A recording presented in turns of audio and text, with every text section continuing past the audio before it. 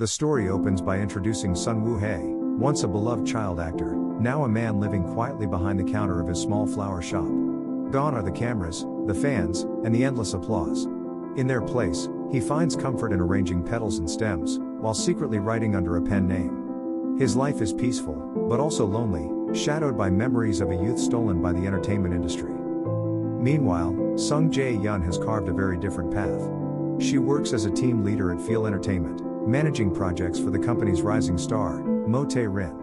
Jae-yeon is professional, tough, and focused, but beneath that, she carries her own scars from family struggles and the collapse of her once secure world. The company wants Hae to appear in a documentary about former child stars, especially because of his past connection with Tae-rin. Jae-yeon is tasked with approaching him. Their first reunion comes when she enters a shop. For a moment, time freezes, both startled by the sudden face-to-face after so many years. Hae hides his emotions behind cold politeness, insisting he wants nothing to do with cameras or fame.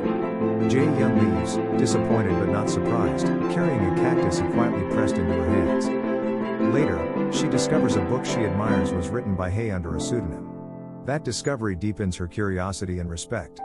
He is still the boy she once knew, sensitive, talented, yearning for a life outside the spotlight.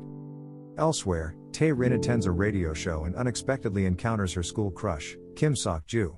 Excited, she hopes for recognition, but Sok-ju doesn't even remember her, leaving her shaken. The episode closes on a tender, wordless image, Hae staring at the cactus pot, remembering Jae-yeon's visit. Though he rejected her, the encounter stirs emotions he thought he buried long ago. Episode 2 pulls the curtain back on Hae's painful youth. After his father abandoned the family, young Hae was left with Yoon Nuri, a child his father had been caring for. Overnight, Hae became both guardian and provider. He worked long shifts at a restaurant owned by his friend Jeon No, studied when he could, and tried to keep Nuri safe, even as debt collectors banged at the door. At school, his absences drew notice.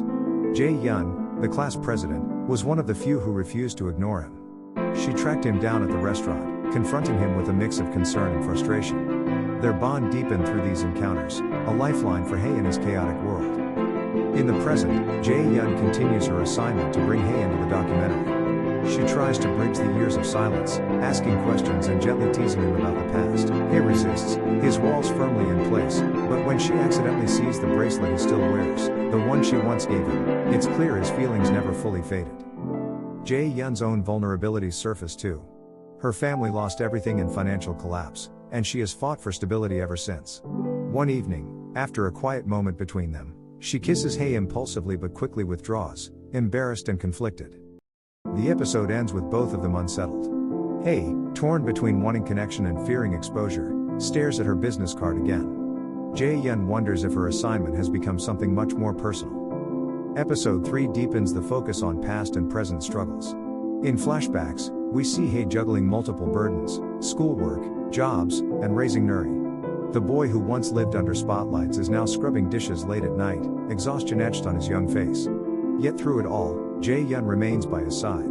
She encourages him to keep attending class, sometimes sitting with him in the library to study.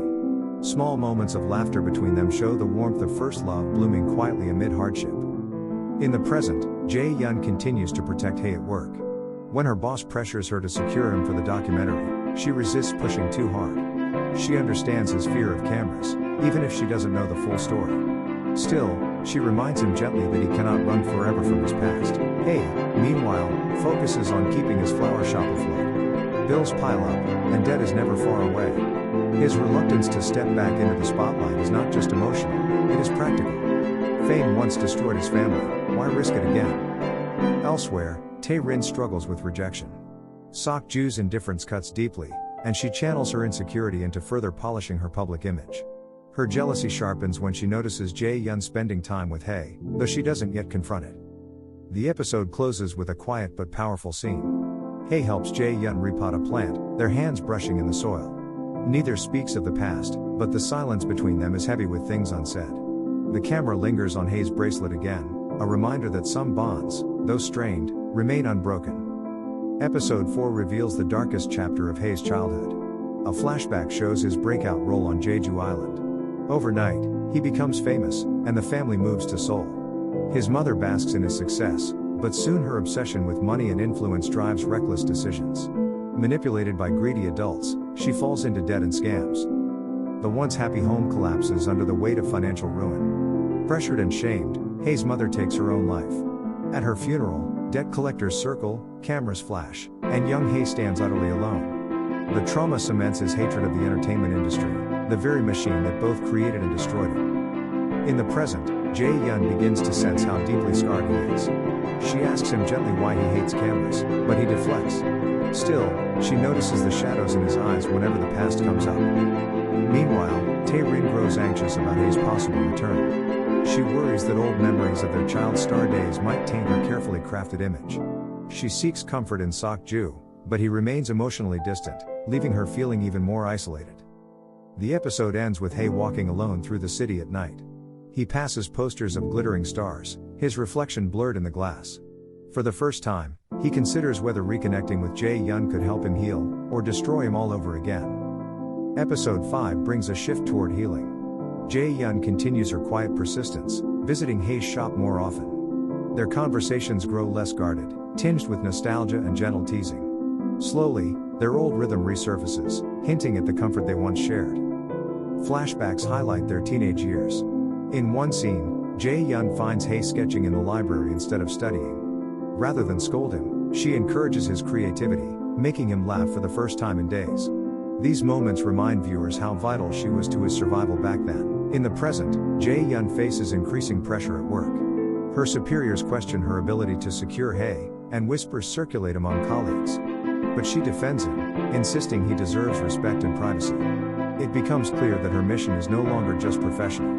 She wants to help Hay rebuild the life he lost. Tae-rin, however, grows more insecure. Seeing Jae-yeon and Hay together unsettles her, even as her real heartbreak lies with Sok-ju. Her attempts to reconnect with him falter, leaving her feeling cornered and resentful. The episode closes with a poignant gesture. Hay delivers flowers to Jae-yeon's office, drawing surprised looks from her co-workers. When she asks why, he shrugs and says softly, "Thought you might need them." For Hay, this small act is monumental, a step out of hiding, a step toward trust. As Jae-yeon touches the petals, her smile says it all. The boy she once cared for may finally be finding his